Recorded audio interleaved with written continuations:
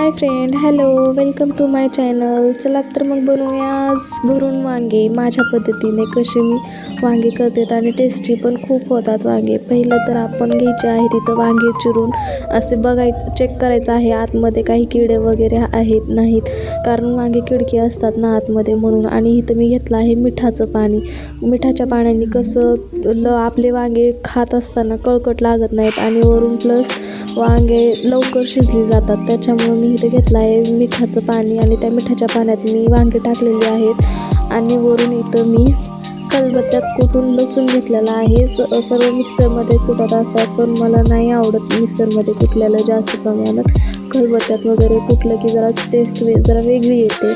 आणि इथं मी घेतला आहे बारीक चिरून कांदा. त्याच्यामध्ये मी टाकला आहे आपलं काळा मसाला, हळद आणि वरून टाकला आहे कूट. आणि हे मी घरकुल मसालपुडी यूज करते, कारण घरकुल मसालपुडी यूज केल्यानंतर जरा वेगळी टेस्ट येते त्याला.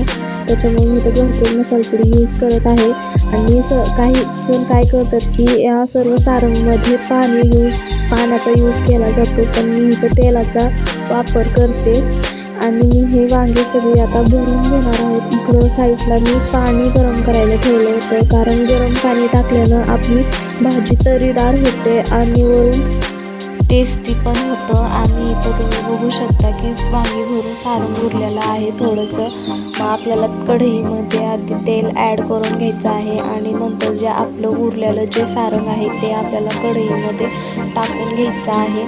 आणि आपण कच्चं डायरेक्टली मसाला तेलामध्ये टाकल्याने आपल्याला करप अशी भाजी लागू शकते, म्हणून जास्त त्याला तेलामध्ये फ्राय नाही करायची. आपल्याला त्याच्यामध्ये टोमॅटो ॲड करून घ्यायचा आहे लगेचच, कारण टोमॅटोनं आपली भाजी करप नाही लागणार, म्हणून आपल्याला टोमॅटो ॲड करायचा आहे. आणि चांगलं मॅश करून घ्यायचं आहे टोमॅटो मॅश करून झाल्यानंतर आपल्याला त्याच्यामध्ये वांगी सोडायची आहेत तेलामध्ये डायरेक्ट. आणि वांगी सोडल्यानंतर त्याला नंतर 2 मिनटासाठी वाफ लावून घ्यायचं आहे. 2 मिनटासाठीच घ्यायचं आहे, फक्त जास्त नाही घ्यायचं, कारण जास्त घेतल्यानंतर आपला मसाला करपू शकतो. आणि इथं तुम्ही पाहू शकता की मी पाणी गरम करायला ठेवलं होतं भाजीसाठी, ते पण मी त्याच्यामध्ये ॲड केलेलं आहे.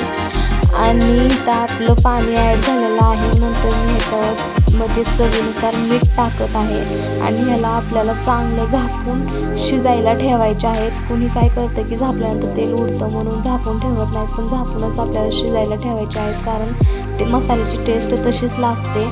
आणि नंतर इथं बघू शकता तुम्ही की तरी जशी आपण गरम पाणी टाकलं होतं तर जशी तरी आहे तशीच आहे. आणि इथं मस्त आपल्याला भाकरी संग सर्व करून खायचे आहेत. चला तर मग मित्रांनो, भेटूया पुढच्या ब्लॉगमध्ये. Bye bye.